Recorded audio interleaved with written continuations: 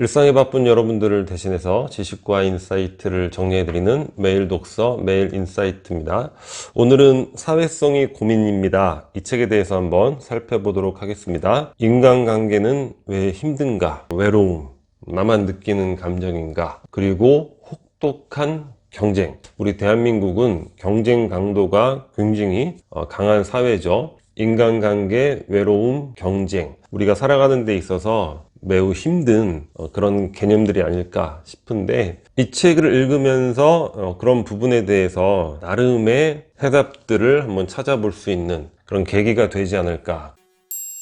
첫 번째는 이제 인간관계인데, 왜 이렇게 인간관계가 힘든가, 이런 부분이죠. 힘든 것을 넘어서 때론 고통스럽기까지 한 것이 바로 인간관계가 아닌가 싶어요. 우리 작년부터 이제 코로나 시대라고 해서 언택트, 비대면 이런 단어가 유행을 하고 있는데, 사실 코로나 이전에도 이런 비대면의 문화는 형성이 되어가고 있었어요. 그러니까 전화로 문의해도 될 것을 그냥 텍스트로 문의하는 뭐 이런 형태, 아니면은 그냥 온라인으로 프로그래밍화돼서 뭐 처리되는 것들, 이런 것들을 선호하죠. 그러니까 사람을 대하거나 접하는 것을 부담스러워하는 이런 경향들이 나타나고 있었다는 거죠. 그러니까 혼밥이나 혼술이라는 개념도 그 전부터 나왔던 개념이잖아요. 그런데 이 책에서는 인간관계가 힘든 것에 대해서 우리 뇌의 구조를 이야기를 하고 있습니다.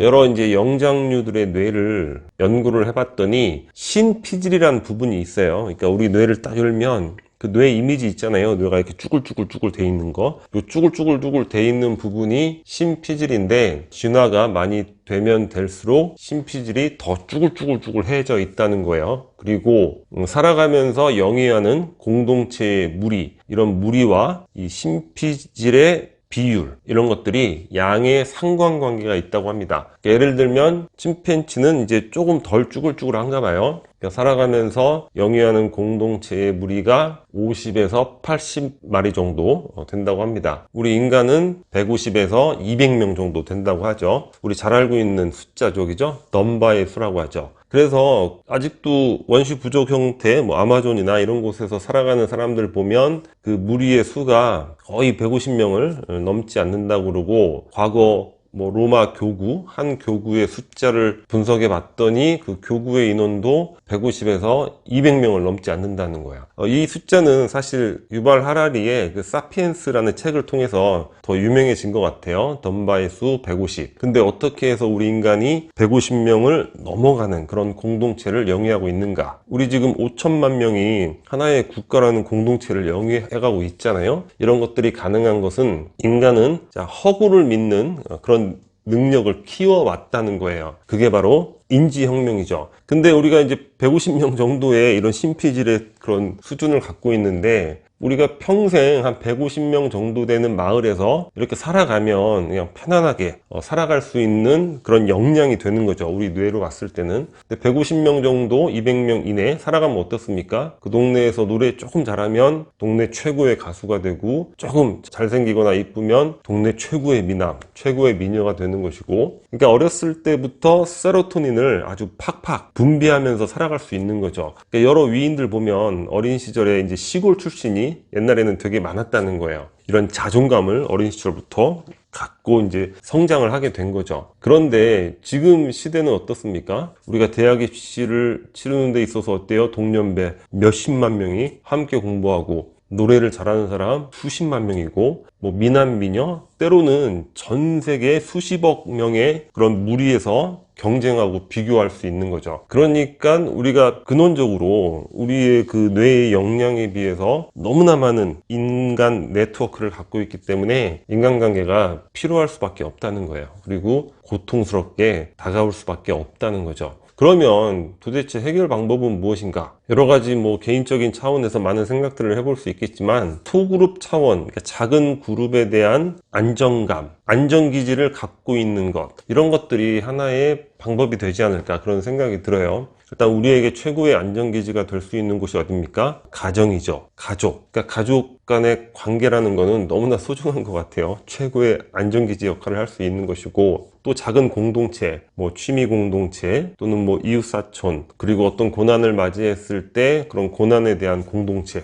이러한 그 안전기지를 소그룹, 작은 그룹으로서 갖고 있는 것이 중요하지 않을까. 그런 안전기지를 바탕으로 더 큰 인적 네트워크에서 자신감을 갖고 활동할 수 있지 않을까. 그런 정도를 한번 생각해 보게 됩니다.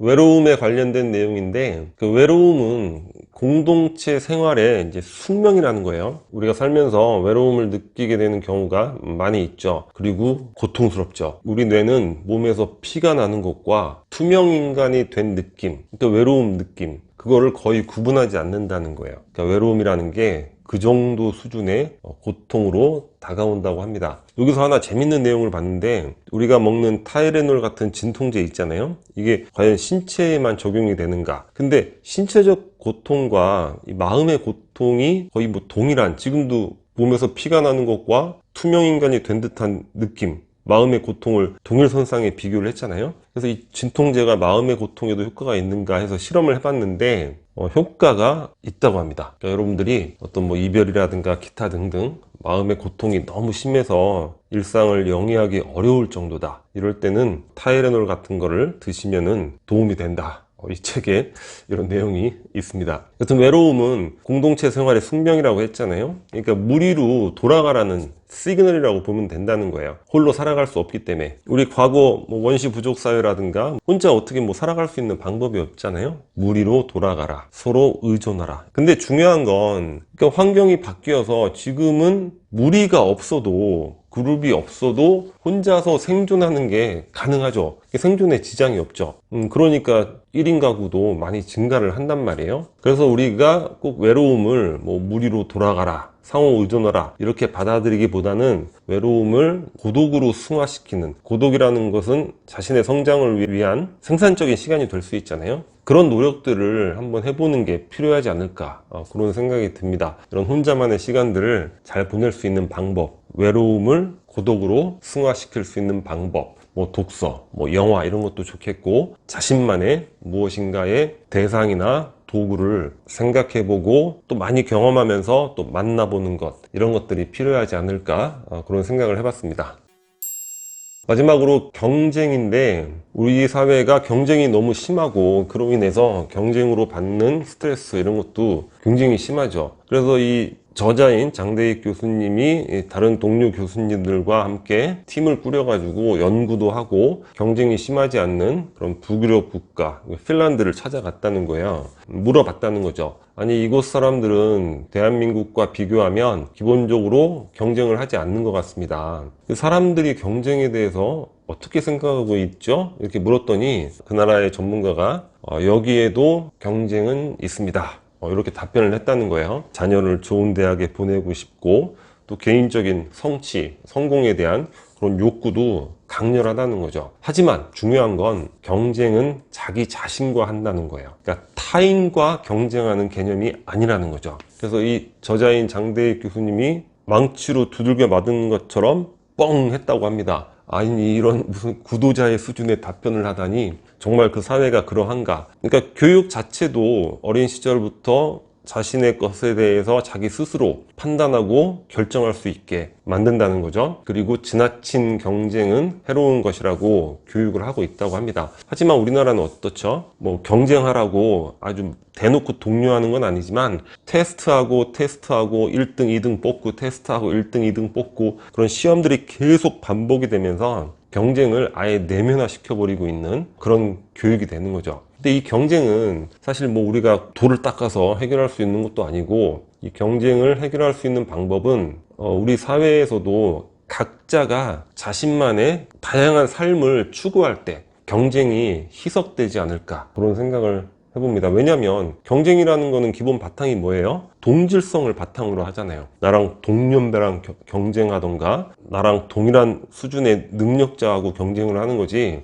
나보다 막 50살 많은 사람하고 경쟁하고 나하고 능력 차이가 아주 기본적으로 이렇게 나는 사람하고 경쟁하고 그런 것들은 아니죠. 그러니까 이 북유럽 국가들은 우리보다는 근대화라는 이 시간들이 상당히 축적이 되어 왔잖아요. 그러니까 개인의 어떤 자유의지로 자신만을 추구하는 이러한 역사가 좀 길게 형성이 되어 왔기 때문에 보다 다양한 삶이 가능하고 그런 것들이 서로에게 자극이 되면서 발전해 왔다는 거죠. 그러니까 예를 들면 그런 거예요. 고등학교 졸업 이후에 어떻습니까? 우리는 거의 70% 이상이 대학에 진학을 하고 있는 거의 동질화된 그런 상황이죠. 하지만 북유럽 국가들은 누구는 취업하고 누구는 진학하고 대학으로 또 누구는 여행을 떠난다는 거예요. 제가 20대 후반에 세계 일주를 다녀온 적이 있었는데 정말로 특히나 유럽 친구들 여행을 많이 다니더라고요. 결혼도 마찬가지라는 거예요. 우리는 결혼 정년기라는 게 있잖아요. 정년기. 이게 뭡니까? 그만큼 동질화됐다는 의미죠. 하지만 이들 나라 같은 경우에는 누구는 고등학교 졸업 이후에 바로 결혼하고, 누구는 자기만의 삶을 즐기다가 중년 이후에 결혼하고, 누구는 한 번 결혼하고, 누구는 여러 번 결혼하고, 아주 다양하게 이렇게 형성이 되어 있다고 합니다. 그러니까 일종의 경쟁이 분산이 되거나 또는 경쟁이란 개념 자체가 없어질 수 있다는 거예요. 이 부분에 대해서는 예전에 사르트르의 실존주의 철학이 떠올랐는데, 실존으로서의 앙가제라는 개념이 있단 말이에요. 뭐냐면 고유한 상황에서 실존이니까 나라는 한 개인의 고유성, 나만의 어떠한 삶을 책임감을 갖고 밀고 나가는 거, 유지해 나가는 거, 이런 걸 이제 앙가제라고 할 수 있는데, 자, 우리가 앙가제하는 것은 뭐예요? 타인도 앙가제한다는 거예요. 무슨 얘기냐면 우리가 어떠한 하나의 삶을, 새로운 삶을 살아간다면은 이거는 삶의 어떤 하나의 모습을 창조하는 거니까 타인들에게도 인간의 삶의 범위를 넓혀준다는 거야. 아, 저렇게도 살 수 있구나. 보다 자유로워질 수 있는 거죠. 그러니까 그렇게 자신만의 다양한 삶을, 자신감을 갖고 자기의 실존, 고유성에 대한 확신, 믿음을 갖고 밀고 나가는 것, 이런 것들이 보다 다양화될 때 서로 영향을 주고받으면서 우리도 경쟁이 분산되거나 또는 경쟁 개념이 거의 희석되는 그런 사회를 살아갈 수 있지 않을까, 그런 생각을 또 해봤습니다. 그리고 예전에 우리 타이탄의 도구들 살펴봤는데 피터 틸의 경쟁에 대한 이야기가 또 기억이 났어요. 피터 틸은 뭐라고 합니까? 경쟁하지 말라고 그러죠. 비즈니스건 뭐건. 근데 여튼 개인적인 차원에서 경쟁할 필요가 없다는 거예요. 그리고 더 큰 성공을 위해서는 경쟁을 하면 안 된다는 거죠. 뭡니까? 피터 틸? 자신의 정체성이 창업가이면서 페이팔 창업을 했었죠. 그리고 투자자예요. 벤처 캐피탈리스트죠. 그리고 작가, 글을 쓰고 있고 크리에이터고 아티스트란 말이에요.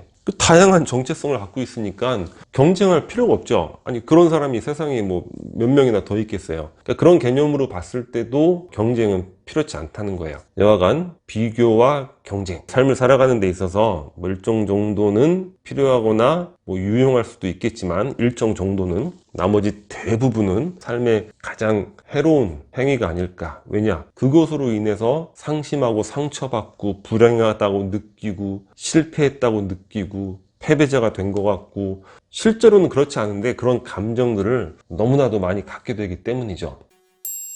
자, 오늘 인간관계에 대한 부분, 외로움, 경쟁, 이 부분에 대해서 한번 살펴봤습니다. 찬찬히 숙고해 보고 또 자기의 삶에 적용해 본다면 삶을 나아지게 하는 데 있어서 도움이 되지 않을까, 그런 생각을 해봅니다. 오늘 영상은 여기서 마치도록 하겠습니다. 여기 캐릭터가 구독 버튼이고요. 구독과 좋아요 많이 부탁드리겠습니다. 감사합니다.